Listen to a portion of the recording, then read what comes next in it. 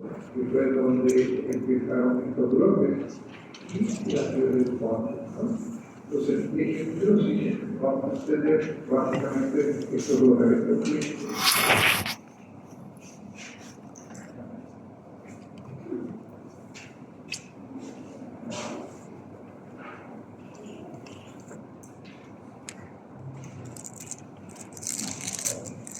Y algo que vamos a entender con el grupo paciente es que el patrón radiológico tiene una característica que no siempre está en relación al tamaño de la lesión. De ahí que hay una relación autoinmune, dependiendo de la respuesta que el depósito de los previos móviles que ha ganado ahora está relacionado con la autoinmunidad. Entonces, si ustedes se fijan, radiológicamente tampoco es típico, porque los típicos son infiltrados que se dan a comer o se condensan y ubican un segmento, un lóbulo habitualmente superior. Sin embargo, ustedes pueden ver que tenemos zonas de parche en diferentes, tanto en la región del ilio y esta ilio de la base. Entonces, no hay esa imagen típica de condensación. Y otro elemento que no hay proporción con la evolución. A veces un paciente ya sanó, existe el tratamiento de la radiografía y sigue presentando manifestaciones radiológicas, pero eso no significa que está con la enfermedad, ¿sí? Entonces, cuando estemos hablando desde el punto de vista etiológico, quiero que recuerden un poquito sus conocimientos de bacteriología, que principalmente debemos sospechar del grupo de 46 especies de neumófilas, de infecciones neumófilas, ya que abarca la mayoría de los grupos que afectan, ¿no?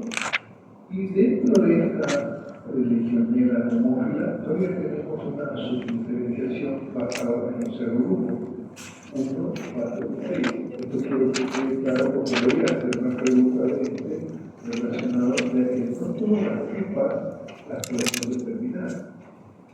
Y como principal factor de riesgo para la neumonía típica en general, no solamente para esta, es que tiene que haber una comorbilidad previa de una patología pulmonar, básicamente el más común por su incidencia es el tabaquismo, ¿no?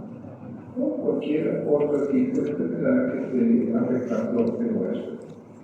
Estos pacientes, especialmente los que están con su sistema inmunológico disminuido por neutrófilos bajos o de una leucemia aguda o en inmunodeficiencia, vamos a ver que hay, no es lo específico, como dice, si el inmunodeprimido, lo más probable es que encontremos una discapacidad, pero en este caso no, justamente por esa respuesta autoinmune que tenemos, ¿no?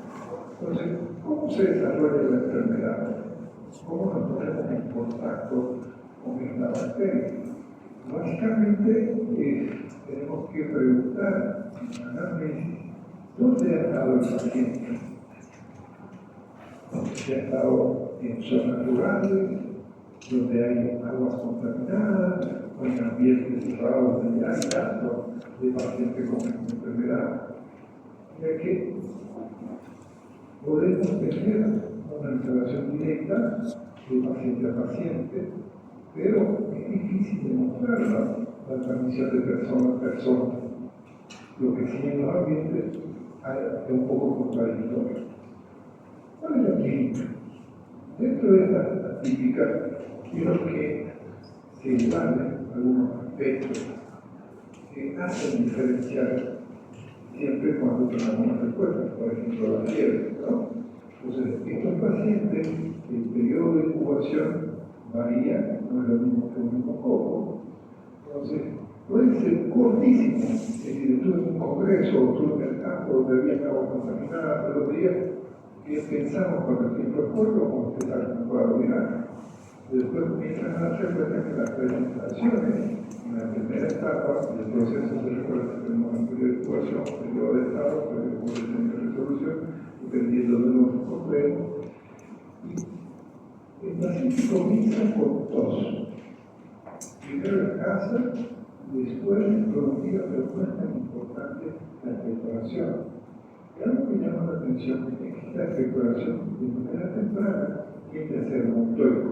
No es multicis, sino es montoico, es decir, que hay estrías, aquí no le entran en esta expectoración. Y uno primero pensaría que es por el tema de delimitación del epitelio por la mitosis, por los accesos. Pero el dato no es tan importante como para que provoque daño epitelial, ¿no? Pero el hecho que haya una hemoptisis no la descarta la enfermedad, aunque es menos frecuente, puede darse. Y el dolor torácico, que es típico punto de costado, habitualmente muestra presente porque si ustedes se recuerdan la imagen de la radiografía, no está afectando las zonas periféricas, porque para que haya dolor tenemos que afectar la pleura parietal más que la pleura visceral. Sin embargo, en ocasiones puede estar. Y aquí llama la atención. De pronto, manifestaciones gastrointestinales. Un paciente que está con tos y con diarrea, vamos a pensar en neumonía. Vamos a pensar primero paro viral. Los paros virales afectan varios sistemas, ¿no? Entonces, ya aquí hay algo que llama la atención. Y las manifestaciones gastrointestinales como la reposición de líquida, náuseas, como sin vómitos y además se acompaña de dolor abdominal tipo visceral. ¿Cómo diferenciamos un dolor tipo visceral? Porque la característica que hemos aprendido en semiología del dolor visceral es que el dolor cólico, ese dolor que aparece, calma y luego vuelve, ¿no? Eso es lo mismo, por ejemplo, el dolor de... Pero víscera hueca, porque el hígado, por ejemplo, cuando se inflama, es un dolor que va y viene, comienza a aumentar el tamaño del volumen y tiene la cápsula de rizo, entonces es un dolor que va progresando, un dolor que va progresando. Cada los dolores de víscera hueca son características crónicas, ¿no? Y algo que llama la atención es que el paciente está letárgico. ¿Qué es letárgico? Está decaído, como ha sido para el otro día, que nada. Está antes de presentar, porque no es lo mismo estar con ese decaimiento por la deshidratación y las alteraciones hidroelectrolíticas que puede desencadenar las deposiciones líquidas, ¿no? Porque recuerden que las deposiciones afectan la parte hidroelectrolítica como también el medio interno, vamos a tener acidosis. Pero es un paciente que está letárgico.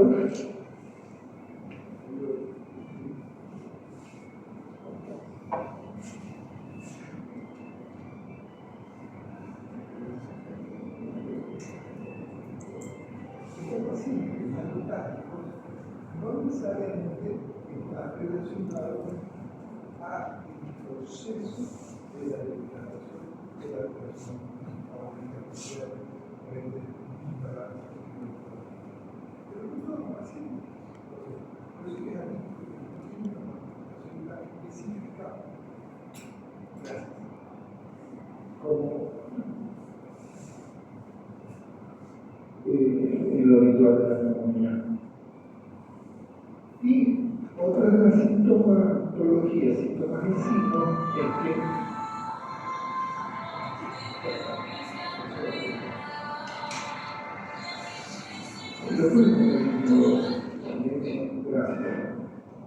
otra de las manifestaciones clínicas, tanto síntomas y signos, son las características de condensación. ¿Cuáles son las características de condensación de una neumonía?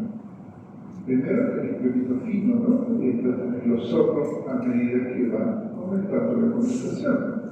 Y este tipo de neumonía atípica, en general, pueden tener estos signos, pero no son tan específicos. ¿Por qué? Porque si ustedes se fijan en las imágenes, no hay esa aglomeración de los alveolos, no hay esa condensación, son más bien falsas.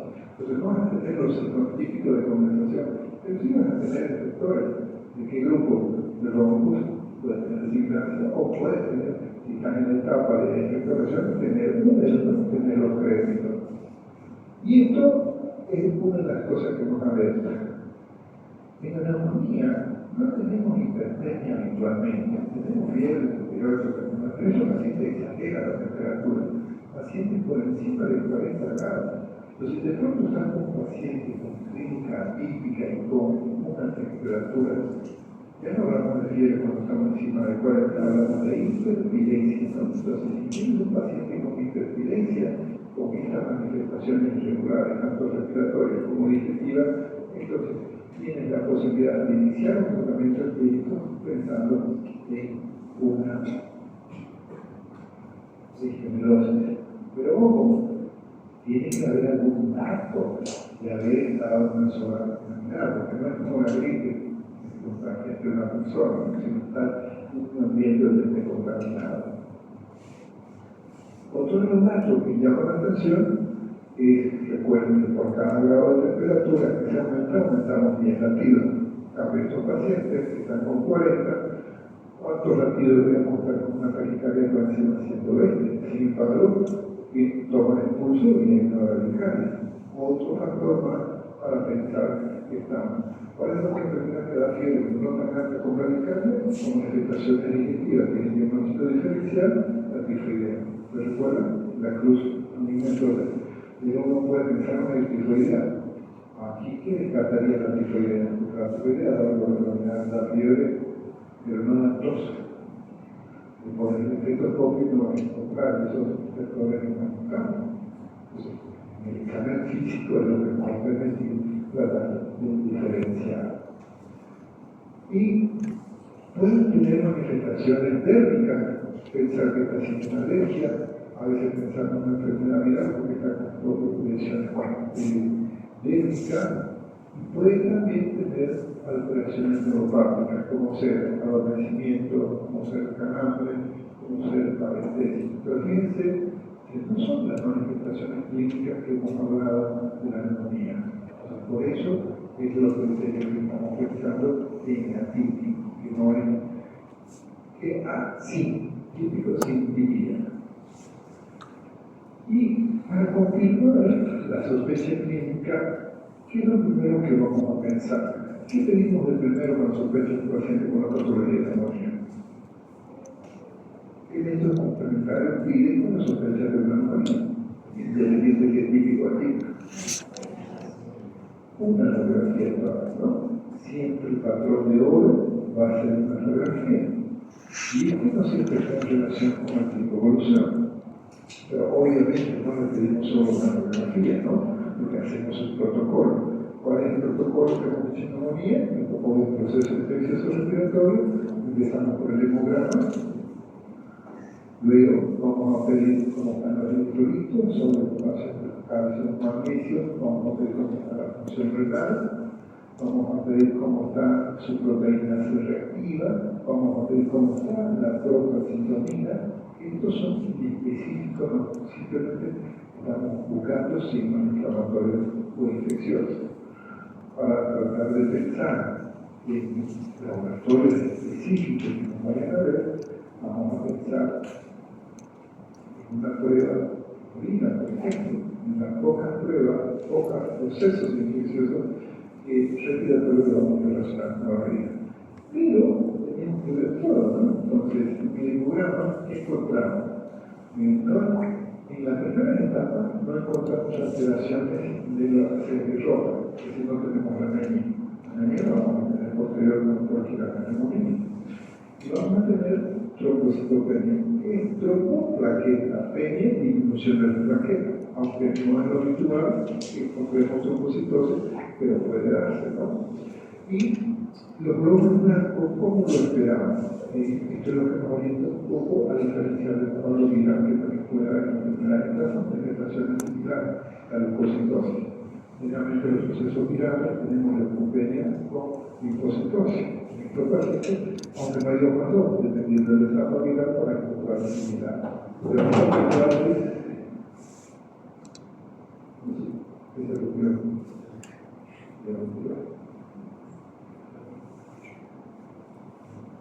fósforo bajo, sodio bajo, y uno dice, ¿cómo puede ser que el sodio esté bajo? El paciente está inmunoconcentrado. ¿Por qué estaría inmunoconcentrado? Por la pérdida de volumen del vómito, la composición de líquida, la transpiración por la fiebre. Entonces, uno dice que no está analógica, ¿no? Entonces, hay que considerar. Y el CID es algo que nos asusta, ¿no? Cuando encontramos signos clínicos de CID, generalmente son petequias o signos de comporte terapia, eso nos hace pensar en un síndrome de coagulación intravascular. ¿Por qué pedimos en la orina? No solo para ver la serología, sino para ver las características, porque el cambio del color nos va a hacer sospechar a simple vista. Hay dos elementos que nos orientan en patología urinaria. Uno, el color de la orina, y dos, la cantidad de espuma. La espuma que nos refleja, si se recuerdan de su segundo año en el laboratorio, la cantidad de proteínas, ¿no? Entonces, vamos a ver signos de metabolitis. Vamos a encontrar presentecismo, vino, gloria, y aún va a sospechar. Y si esta orina además cambia de un color como Coca-Cola, un paciente comienza a tener alteraciones como ser de tipo hambre, pues vamos a pensar que puede estar una neumonía. Y para descartar, vamos a tener que pedir una CPK, que es la linfoproteína que se va a estar elevada, lo que nos va a orientar. Fíjense que con esto estamos viendo alteraciones de funciones de otros órganos que no están relacionados específicamente con el pulmón. Pero no es que la neumonía, por la mala alteración del cambio gaseoso, tengamos estas manifestaciones o manifestaciones hepáticas. Ahí uno puede decir que las náuseas y vómitos son por alteraciones hepáticas, ¿no? Y ahí, cuando sospechamos las lesiones hepáticas que vamos a ver en el laboratorio, la transaminasia, la que normalmente conocíamos como TG o TGP, pues la tendencia es conocerla como AST o LT, apartado transferencia o la misma transferencia. Entonces, fíjense que cuando yo detecto estas manifestaciones, fíjense que todavía no se logra la gasometría, porque en qué momento hablé de disnea. Le digo la gasometría que este paciente, si no está con disnea y está con cianosis, primero la pido, porque la cianosis va a ser después con la afectación fundamental. Pero en primera etapa tenemos que solicitar, no para ver el intercambio gaseoso, sino para ver el intercambio metabólico, porque recuerden que las alteraciones hidroelectrolíticas provocadas por las deposiciones líquidas y por el vómito nos va a alterar todo lo que es el baja pH. Entonces, tenemos que estar atentos, ¿sí? Entonces, en la radiografía les decía que no hay un patrón específico, por eso es atípico. Y que, por favor, quiero que recuerden, aparecen de manera temprana y cada inicio. Tu paciente ya no tiene nada, ya hace 2 semanas que terminaste el tratamiento, ya hace 8 semanas que tu paciente sigue con su radiografía peregrinaje porque comienza a presentar todavía la lesión. Entonces, hay que tomar en cuenta. Entonces, este patrón de infiltrado en primero un global de despacho, así como se las mostré. No es el patrón típico del estafilococo, por ejemplo. El estafilococo no va a infiltrar en el microorganismo, pero si fuera algo es más de tipo de pulso. La medida que va progresando, obviamente va aumentando la condensación. Pueden haber también infiltrados artificiales y cuando vemos borramiento de los macrogrupos frenéticos, ahí vamos a sospechar lo completamente raro. Entonces, hay una característica que me llama la atención es que los pacientes inmunodeprimidos, las lesiones o infiltrados van a ser una de preferencia en las zonas pasadas. No expliquen exactamente el motivo, pero hay una respuesta desde el punto de vista inmunológico. ¿Podemos tener caverna? Podemos tener caverna. ¿De quiénes? En los inmunodeprimidos. La mejoría radiológica, siempre lo pregunto en clase, por ejemplo, insisto. ¿Por qué insisto? Porque van a encontrar un paciente que de por sí ellos van a hacer una radiografía para ver cómo están, personas que están muy sintomáticas. Y tratar de convencerse que siguen enfermos. Nosotros tenemos que explicar, aunque hay una tendencia que el paciente lo ayuda todo por internet y ya viene con toda la información. ¿Cómo continuamos el diagnóstico? Como sueño, hasta ahora es sospechativo, ¿no? Pero yo necesito estar seguro de que es el caso. Puede ser positivo, puede hacer serología, puede hacer un antígeno, puede hacer PCR, ¿qué puede hacer? Cuando hablo de PCR para diagnóstico, no me estoy refiriendo a las proteínas reactivas. Cuando hablo de PCR para el grado inflamatorio, ahí hablo de PCR reactiva. Aquí estoy hablando de la reacción cadena polimerasa bastante. Entonces, aquí vamos a hacer la PCR que vamos a tratar de ver no solamente que estamos con una legionela, sino de qué tipo de cepa es. ¿Sí? Este crecimiento, cuando vamos a hacer un cultivo, vamos a ver que está entre 3 a 5 días, pero no tiene una alta sensibilidad. Hay un 20% de pacientes que pueden no tener ninguna expectoración y obviamente no voy a poder desarrollar el cultivo. De ahí que, como hago si no hay una expectoración, pues tengo que pasar a otro método. Y el otro método que no tiene nada que ver con la expectoración es el antígeno urinario. Este antígeno urinario, fíjense que es rápido, pero la sensibilidad es apenas del 70%. Pero sí aparece 100% que es una legionela. Sensibilidad, le falta un poquito, pero cuando se presenta, es la especificidad de 100%. Es decir, que si me sale ese margen de 30% negativo, no puedo descartar que se trata de una legionela si estoy con esa clínica, por más que el antígeno ya sea negativo. Lo que recuerden que existe un 30% que no es detectado, y eso está basado en las características de la cepa.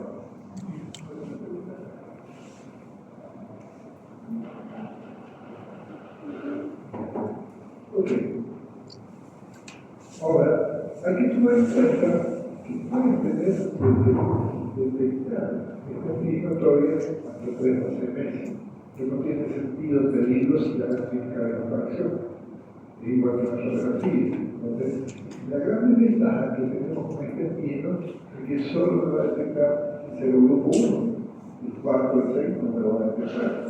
Entonces, puede ser que no vamos a considerar, lamentablemente los que no vienen en clase, esa pregunta no la van a hacer responder bien, porque se van a basar en lo que hay otras pruebas como la reacción de antígeno, que la podemos pedir, la sensibilidad baja, no llega a más del 70%, podemos pedir antígeno también, que cuando los valores incrementan más de 4 veces, es decir, una en 128 o mayor, ya es muy subjetivo de la enfermedad.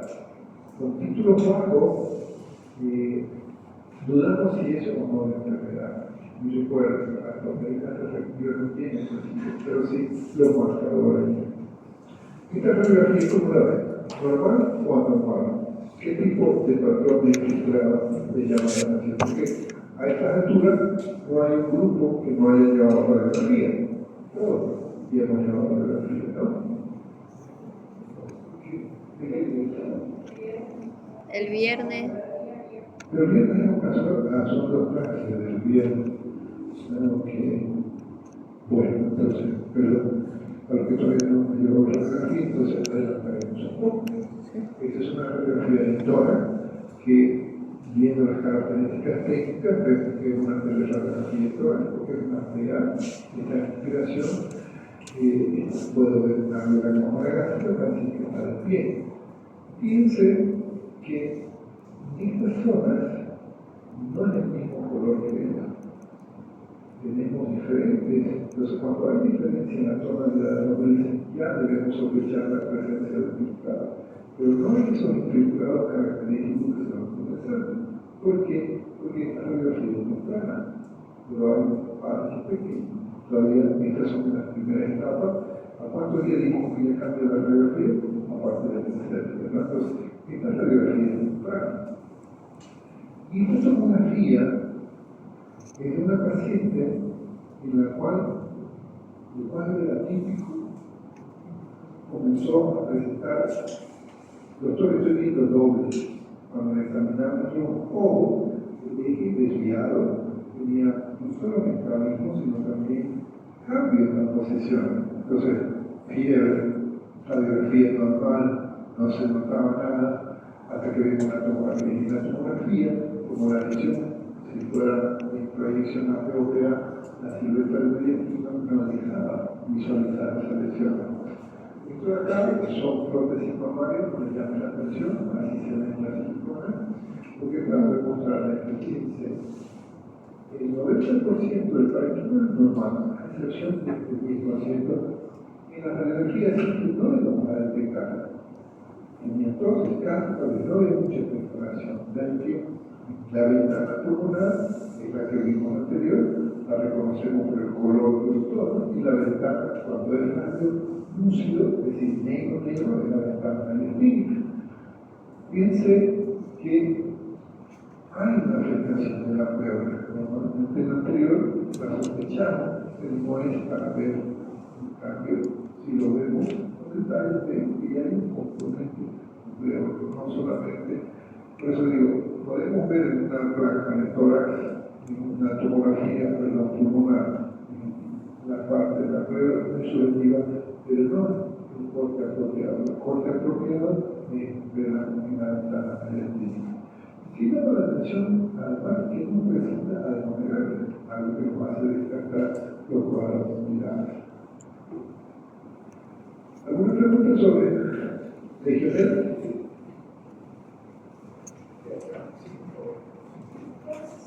¿Cuál diría que sería sido característico en la radiografía de legionela serían indicados pulmonares? No es un patrón específico. Pueden ver múltiples. Lo que sí es más fácil de conocer que no tiene las imágenes típicas de condensación. O sea, no ves ese aglomerado que va a empezar y ese va a quedar solo en una zona, sino en diferentes zonas. Depende del momento que lo juega. ¿Sí? Pero generalmente tenemos dos tipos, tanto alveolar como intersticial, que no es en cambio la típica, simplemente son los alveolos que se van a aglomerar. Ya depende del momento. ¿Alguna otra pregunta? Ok. El otro modelo que ya lo habíamos tocado un poco cuando estábamos hablando del sinergismo son las neumonías atípicas por micoplasma pneumoniano. Este grupo de micoplasma ya lo hemos aprendido en bacteriología que tenemos varios tipos de moléculas, por ejemplo, micoplasma, plasma. Solo que de las tres especies que son reconocidas en el humano, es más el micoplasma pneumoniana, el omnis y el veracruz. Es más común el micoplasma pneumoniana de todas las atípicas, este grupo de micoplasma pneumoniana. Y como aquí hay algo que tienen que considerar cuando estemos hablando de cómo se desarrolla la enfermedad, que en este no hay respuesta autoinmune. Van a encontrar ustedes que la prueba puede salir de positivo en un niño y no tener ninguna manifestación. Y va a ver en un adulto que puede encontrar apenas una manchita de 1 centímetro y sin embargo una respuesta muy mala por varios órganos. Entonces, depende mucho de la relación antígeno-anticuerpo o la autoinmunidad del paciente. Su desventaja para el ser humano es que crece tanto en zonas aeróbicas como en zonas anaeróbicas. Tiene una forma filamentosa, que lo vimos cuando estábamos hablando del streptococo, y produce además agua oxigenada y un superóxido que es el que provoca ese daño mayor. Vamos a ver que estos pacientes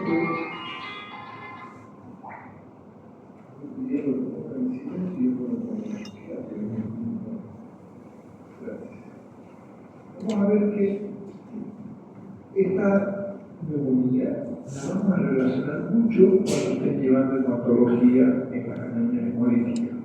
Van a encontrar mucha similitud justamente por esta característica de estos antígenos glicopirídicos. Desde el punto de vista epidemiológico, puede ser transmitida de persona a persona, especialmente por secreciones. El periodo de incubación promedio 3 semanas. En los otros factores, 2 días a 10 días. En cambio, en este, promedio 3 semanas. De 15 días.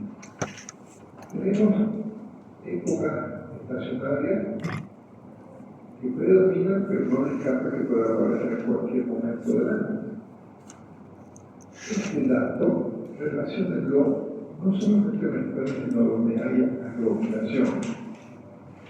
Asusta cuando se presenta en asilo de ancianos, por ejemplo, los pacientes son más frágiles, o que se presente en una universidad donde las aulas están llenas, porque la posibilidad de contagio es alta. ¿Sí? La tasa de muerte, es decir, si hay 10 personas y una sale enferma, la probabilidad es que apenas una no se contagie. Entonces es una tasa muy alta de contagio. Por eso que cuando la detectamos, ¿qué tenemos que hacer? Igual que con la tuberculosis, buscar el remedio. Buscar en la familia o en el entorno a para estar con la enfermedad. Porque puede ser simple o puede ser muy desastrosa y me parece que tiene más tasa de letalidad que la angionelosis. ¿Cuáles son las manifestaciones? Aquí vamos a ver que podemos tener manifestaciones en diferentes partes de los órganos comprometidos. No esperemos que sea solo pulmón. Cuando sospechen una neumonía o una pneumonía, por favor busquen manifestaciones extrapulmonares, porque si no las detectan puede complicarse aún más el cuadro. Pues vamos a ver que el paciente en su periodo prodrómico hay un malestar, se pavea, y fíjense que las tasas térmicas no son tan elevadas, 38, 38,5. La tos parecida a la neblina, poca expectoración, y los cambios del color de la expectoración no son fenomenales raros. Y fíjense, del 3 a 10% es bajo. Así que no todas las personas que o pueden encontrar el cultivo o el clima positivo, pero no tienen ningún signo. No tienen ningún signo. Porque, ¿cuál sería la respuesta? Va a depender del huésped, de la respuesta. Y no estamos hablando de un huésped inmunodeprimido, por favor, sino la respuesta del organismo ante un antígeno. Para darles un ejemplo de los antígenos, una abeja a alguien que le pique, a veces solamente le picó y ahora va a ser una rocha o hasta angiodema. Esas relaciones que tratamos de mostrarles cuando estamos hablando de la neumonía que tiene una relación de antígeno visual. Vamos a ver que cuando ponemos el estetoscopio no encontramos efectos de inicio. A mí encontramos manifestaciones inflamatorias bronquiales, sibilancia. Puede haber disnea, aunque no es muy común. Cuando se presente pueden pensar disnea dolosa. Pregunto en el examen, en una legionela neumófila, ¿cuáles serían las dos posibles causas de disnea? La primera, por la represión pulmonar que va aumentando. Y la segunda, cuando la respuesta afecta los glóbulos rojos. Comienza a ser una autólisis, comienza a ser como si fuera casi el mismo comportamiento de la anemia hemolítica. Entonces, si se destruyen los glóbulos rojos porque hay disnea, porque no hay un transportador, ¿sí? Entonces piensen los dos, ¿por qué la disnea? Si en la radiografía su pulmón está casi bien, no, mirar con calma, mirar las mucosas, aunque en estos casos vamos a ver que estos pacientes acompañan ictericia. Un paciente que está haciendo anemia hemolítica independiente de cuál es la etiología va a tener ictericia. Entonces, y eso a veces te hace confundir, porque el color de la esfera ictérico no siempre deja ver bien el color de las mucosas relacionadas con los eritrocitos, ¿no? Podemos tener, fíjense, más de la mitad puede presentar manifestaciones como si fuera un resfriado. Me molesta un poco la garganta, estoy con rinorrea. Hasta aquí, con estos tres, yo voy a pensar en qué, en neumonía o en gripe. Primero vamos a pensar porque es una afectación de la vía aérea superior, ¿no? Rinorrea, molestia en la garganta, y además congestión de oído, porque el conducto externo se congestiona, no hay un paso apropiado, y podría haber sinusitis. aquí ya, con esta presencia sinusítica, ya tenemos que pensar en otra variable como el diagnóstico diferencial. Y como decía, las manifestaciones clínicas no están en proporción con los hallazgos radiculares. Niños diferentes. Raramente vas a encontrar un niño con clínica de neumonía por micoplasma pneumoniae. Las hemólisis preocupan. Acabamos de hablar un poquito de hemólisis. Preocupa porque significa que la reacción anticuerpos está muy fuerte. La demopatía a veces puede ser tan intenso, ¿se acuerdan de farmacología? El ejemplo clásico para la penicilina, ¿no? Cuando empieza el paciente a enfocarse, a ulcerarse todo, puede ser mortal. Pueden también manifestaciones populares, entonces hay una variabilidad en cuanto a esas manifestaciones de la piel. Asusta más cuando tenemos manifestaciones nerviosas centrales. Vamos a ver que pueden tener un 7% de los pacientes que van a necesitar hospitalización porque están haciendo meningitis, le hace la función lumbar y no hay signos de bacteria, por eso es sintomática. Tiene que tener la proteínorraquia elevada, pero tener la pleocitosis no avanzada, o sea, la cantidad de células dentro del líquido cefalorraquídeo. Pueden haber manifestaciones periféricas, hasta similar inclusive muchas barreras, como una transversa, o puede haber, como les decía, el caso de la paciente que les mencionaba, de pronto parálisis de Parkinson, entonces hay una lista, puede ser el 3, o puede ser el insecto, o puede ser el 4. Las retinadas, no hay algo específico, y realmente podemos identificar ese valor interno que no dejamos con agua, vómito, amilases algo elevado. Y algo que es común de encontrar son las manifestaciones articulares, como si fueran repetidas las peleas. Empiezan con dolores articulares, piensen que la artritis y la artritis la diferenciamos etiológicamente porque puede haber, miren los panorama, puede haber una artritis con artralgia, obvio, y inflamación de la articulación, se inflama, ¿qué síntoma? Dolor. Pero usamos el término de inflamación de artritis cuando hay una característica de flobosis. Flobosis o inflamación, aumento de volumen, local y calor local. Entonces, cuando ves a esa persona con la articulación cualquiera de ella y está sospechando paro respiratorio, un dio dato para pensar y no esperen los resultados laboratorios para que inicien el tratamiento específico para el tema del problema.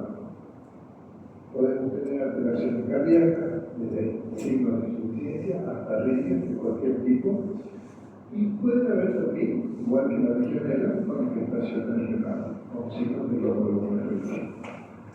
Lo que no puedo asegurar, como decía Rodrigo, es que en qué grupo de pacientes van a tener manifestaciones respiratorias y extrarrespiratorias. No hay una evidencia como para decir, no es que está con poca tos. No. ¿Por qué? Porque es respuesta individual. Está en cada persona en base a su reacción antígeno-anticuerpo. Como el ejemplo de la abeja. A usted puede picar una abeja, puede provocarse a una ronchita o puede hacer lo mismo con nada más.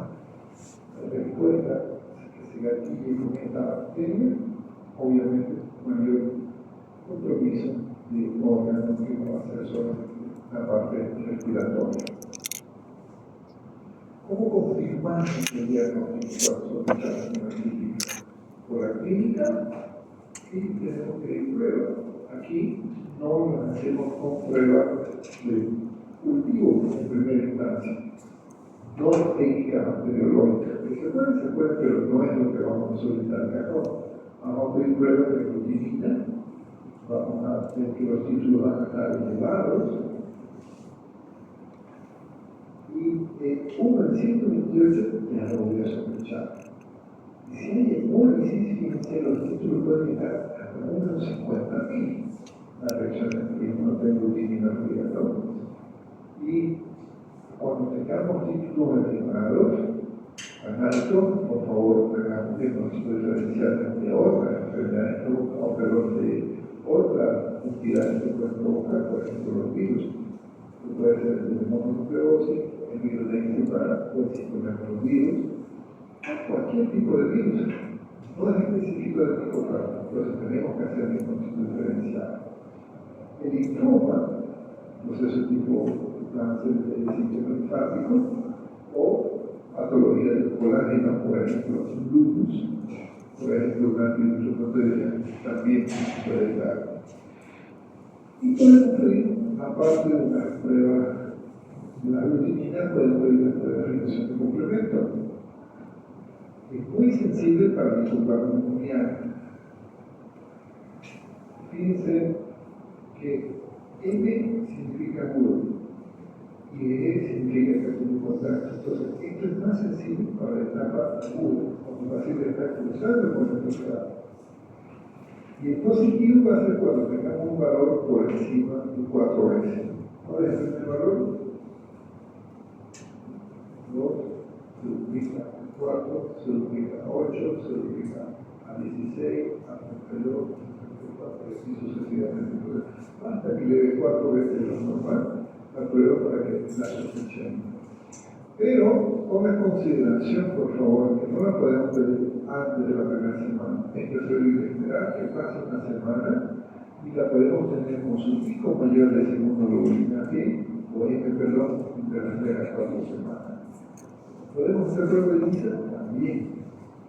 Pero la desventaja es que no es para todos los tipos de micoplasma, sino va a ser más específico para micoplasma pneumoniano.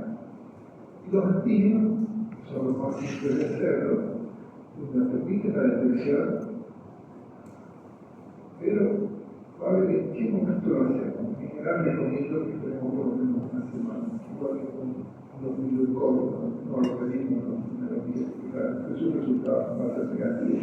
A no ser que tengamos las condiciones de hacer una, recuerden, cuando estoy hablando de diagnóstico, no estoy hablando de proteínas C reactivas, sino de la reacción en cadena de la polimerasa, ya que vamos a buscar una genómica.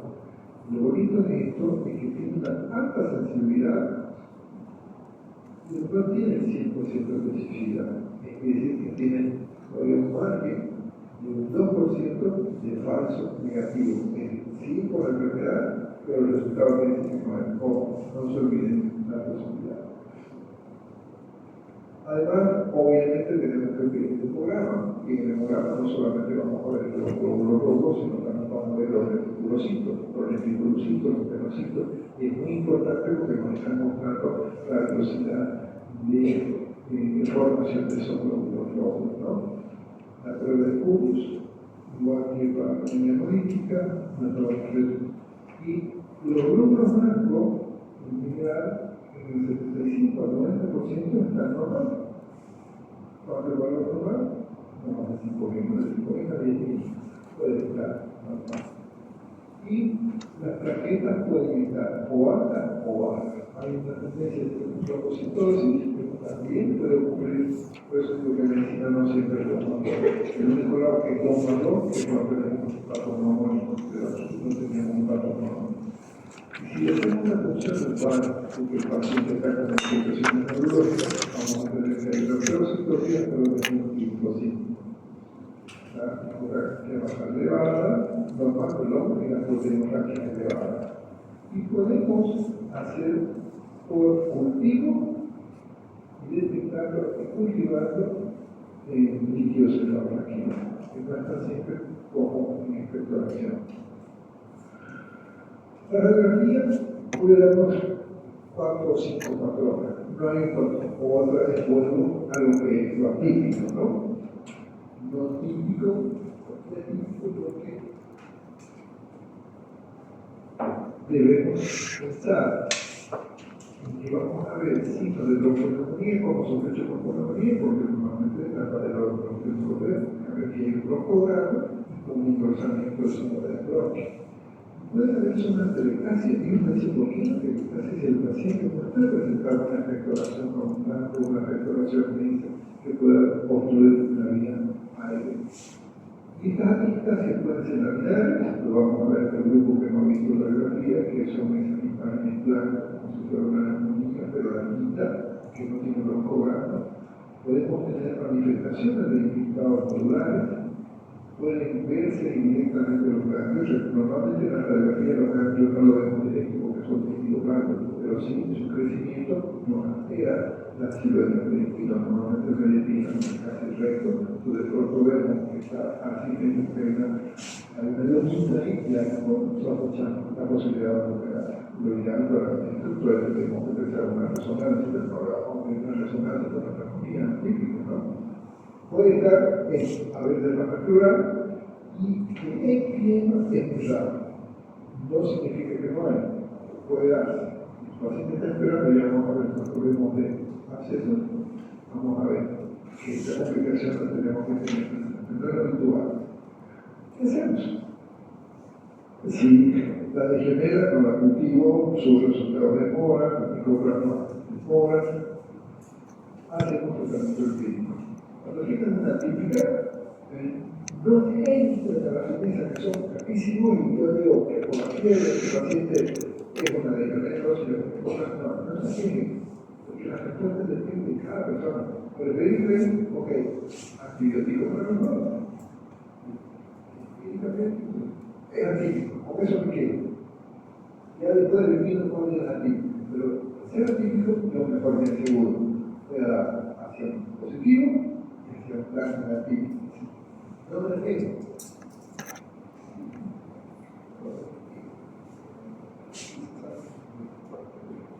Entonces, aquí lo que vamos a hacer, vamos a combinar generalmente un macrólido con una quinolona. Y la combinación ideal. Cualquier laboratorio que hemos hablado en la comunidad puede ser la citocina, puede ser la medicina o la claritomicina, la que sea más cómoda para ustedes. La vamos a combinar con una quinolona, una terapia, la combino con una tetraciclina semisintética que es la doxiciclina. Y de preferencia vamos a hacer parenteral, porque si tu paciente está presentando manifestaciones es porque hay una respuesta fuerte autoinmune. Si no, me hubiera ido a un médico. Entonces, si este paciente está con esas manifestaciones, obviamente que lo voy a hospitalizar. No voy a esperar que se complique, entonces lo hospitalizo, usamos parenteral. Vamos a hacer un gramo, normalmente damos 500 cada hora, no, aquí vamos a dar un gramo cada 6 horas. Pero vamos a aumentar, ya está aumentando. Le daré comida, o la cualquiera de los antibióticos que hemos aprendido, ¿no? Entonces, con esto, voy tratando de cubrir legionela de plasma con esta combinación. Bueno, la combinación de un macrólido con una tetraciclina es raro el paciente que aguante, por más que no sea por violar, va a tener muchas manifestaciones digestivas. Entonces, vamos a usar 100 miligramos. No por violar, por favor, porque está hospitalizado, pero 100 miligramos que sea por vía endovenosa. Y el término BID siempre lo pongo para recordarle lo que utilizan más que todo en enfermería, especialmente la escuela africana. Sí, una vez, BID 2 veces, y 3 veces, y 4 veces, y una sola vez. ¿Sí? Entonces, cuando vean BID significa cada 12 horas. Y cuando voy a acompañar a quinolona, parenteral también vamos a usar ciprofloxacina, 200 miligramos cada 12 horas, o levofloxacina, el costo es variable. Si estoy seguro que es un microplano y que no es una legionela, ok, vámonos, cualquiera de estas alternativas, una sola. ¿Sí? No voy a combinar la rito con la doxo o la ciprofloxacina, no, una sola, porque estoy seguro, entonces respondería en macrólido. O uso eritromicina que dice que la puedo usar por llevar si me lo tolera el paciente, o no, me tolera, ok, no sé cuál se tolera más, la tetraciclina o los macrólidos, depende más, pero las ambas provocan mucho malestar. Y puedo usar, pero bien el tratamiento de ambos, hacer por 2 semanas. Si tengo condiciones económicas, ok, me voy con la ciprofloxacina, que se dice que en general el efecto de acción es similar por cada cosa macróbica, pero la ventaja es que es más tolerada que la eritromicina, la citromicina y la clarina. Si tengo manifestaciones hemolíticas en el paciente, ok, ahí tengo que buscar un centro donde me puedan hacer plasmaféresis. No me voy a quedar solamente calentándolo como la anemia hemolítica, ¿no? Y vamos a usar corticoides a dosis alta. No es suficiente corticoides. Generalmente aquí no hay en todos los lugares plasmaféresis, por si acaso. Pacientes con una afectación neurológica, igual, corticoides y plasmaféresis, el cambio del plasma. Si usted lo que legionela, porque me salió mi antígeno, y hemos dicho que cuando sale el antígeno, su especificidad al 100%, no tengo dudas que enfocarnos en una legionela, aquí es más simple, ¿no? Porque aquí, o bien puedo usar macrólido, o puedo usar un antígeno, depende de las características que tenga el paciente. Si uno dice, ¿por qué si los macrólidos van bien para los dos? ¿Por qué no me quedo con los dos? Porque no está seguro. La leucocecina, o la tetra, o la sulfa, son alternativas que podemos pensar. La literatura nos habla de alternativas como la rifampicina, pero lamentablemente la rifampicina no la podemos incorporar en farmacia porque de acuerdo al programa nacional solo está específico para el tratamiento de la tuberculosis pulmonar. En resumen, de las neumonías adquiridas en comunidad, lo tienen en su material de consulta, que se lo he puesto en el drive, a lo que no pueden entrar al drive de la universidad, la RUT dice material de consulta, aquí lo tenemos. Lo que sí pregunto también, que hay que considerar cuando estamos especificando a la gente, tenemos que también tener en cuenta la concentración inhibitoria mínima, porque no siempre respondemos las mismas dosis en los pacientes. Si vas a solicitar la típica pero en general, hay que considerar las concentraciones inhibitorias.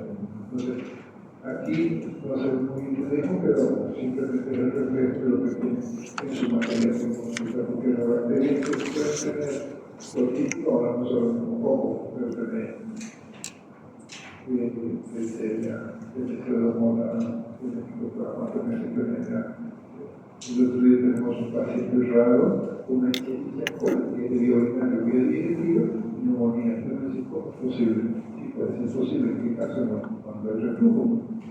Entonces, cuando no tenemos bien, hoy en la práctica mañana vamos a ver un paciente que sospechamos tuberculosis, pero no está respondiendo a la tuberculosis. Entonces, tenemos que pensar que germen y no siempre sospecar nada. Hoy que tenemos en el celular, recomiendo aplicaciones. Algo que está bonita es la aplicación de los argentinos, antibióticos se llama. Me gusta porque la actualidad está haciendo la recomiendo para ninguna beca. Siempre se recomienda el clase, ¿no? En la práctica, pero aprovechemos. Antibióticos, por ejemplo, logo blanco con una cápsula que es gratuita, la pueden bajar. Se llama Antibiotic AP, una cápsulita. Y tratamientos actualizados de la una guía. Entonces, recomiendo que siempre tenemos el libro a mano. Aunque hoy preguntamos a la guía, pero hemos visto que la guía te va a responder algo y no siempre tiene razón. En algún punto vamos a hacer un trabajo de investigación, pero vamos a preguntar algo específico y van a ver que uno te responde a otro. Entonces, en general, nos quedamos con cuál es la guía de hecho, porque vamos a dar la referencia, pero buscar el nombre de evidencia y demora más. En cambio, tener la aplicación en el bolsillo no te tiene que estar buscando encontrar. Y la otra que me gusta mucho, pero no es tan fácil conseguirla, es de Stanford, de la Universidad de Stanford, que está bastante actualizada para los clínicos. ¿Cuál es la ventaja de tener la aplicación? Que no necesitas internet. En cambio, si no tenés internet, no podés entrar a obtener evidencia o cualquier de las vías. En cambio, a veces mejor tener la aplicación, porque, bueno, cuando ustedes como estudiantes pueden poner conflictos, pero cuando ustedes como médico, a veces que te posturnen, te llaman a las 3 de la mañana, cuando te cultivo, tener las cosas frescas en la cabeza cuando siempre muy bien. Y uno que me gusta mucho es Hipócrates. Pero Hipócrates tiene que acompañarse de un VPN, porque no permite mirar fuera de Estados Unidos. Pero te pones tu VPN, para los que no saben usar VPN, bajas un VPN gratuito, agarras, lo activas y luego te desconectas. Entonces, porque Hipócrates es una E como el Explorer, y yo le pongo directo, me está abriendo, aparentemente, y de hecho me dice el mensaje, lo siento, Hipócrates ya no está disponible. Sin embargo, lo que hago es activar el VPN, hay varios gratuitos, que me guste gastar, también puede gastar, pero no justifico gastar si hace pocas cosas y no vas a hacer nada ilegal. Una VPN gratuita, esta me funciona bien. VPN Super Unlimited Browsing. Entonces, estoy aquí en Estados Unidos, lo activo, entre el gratis. No hay nada gratis en Internet. Hago eso, o sacar los datos. Ya, una vez que está activo, ¿qué es lo que hago? Agarro y desconecto el Internet. Primero lo hago, porque si no, no me abre. Porque no es una aplicación activa que recibe ese Internet.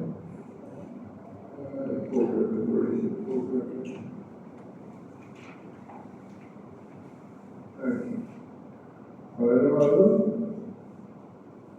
pero si no lo cierro antes, no va a ser problema. Son esos truquitos que uno los va aprendiendo. Y no es por la carnera, porque al fin y al cabo no es caro. El problema es cuando usas tu tarjeta siempre que tenés el riesgo de que tengas crédito local. Por eso es que en general se evita comprar en Internet. Claro, y decimos que pagan la VPN. ¿Alguien tiene alguna pregunta? Pero sugiero esas tres. Stanford, si hablan inglés, si no hablan inglés, anteriores papel, y español, Argentina, Argentina. Y hay varias que te gustan. No es lo mismo abrir un almacén. Lo más común que hacemos es tener el almacén. No es lo mismo. Pero el almacén te da la generalidad farmacológica. Las aplicaciones te dan guías específicas. Entonces, cuando tengan tiempo, pónganse a diferenciar. Ok, pongo tal antibiótico y hago URM. Pero realmente, ¿cuál es el más práctico completo que se actualiza? Para mí, como el español es internacional, ¿no? Poquito para mí. Se actualiza, pero ¿cuál es la desventaja? Si yo le pongo legionela, no va a ser fácil encontrar. Tengo que buscar el antibiótico, si vas por el específico, te va a dar la guía. ¿Alguna otra pregunta? Doctor, ¿en qué casos había disnea en la neumonía atípica?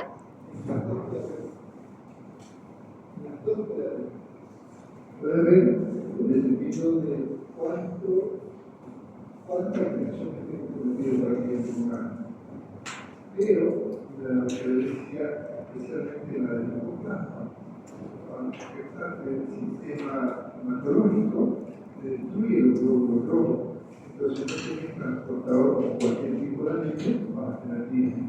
Y no lo va a hacer por el compromiso humano. Entonces, por eso es que cuando tenés el paciente con disnea, fíjate si no está histérico. Porque si está histérico, considera que está haciendo hemolisis. Y ahí ya no es solo con oxígeno, porque por más que usted le oxígeno, no va a entrar, porque no hay control, porque debe esperar de sangre y bloquear esa destrucción. ¿Alguna otra pregunta?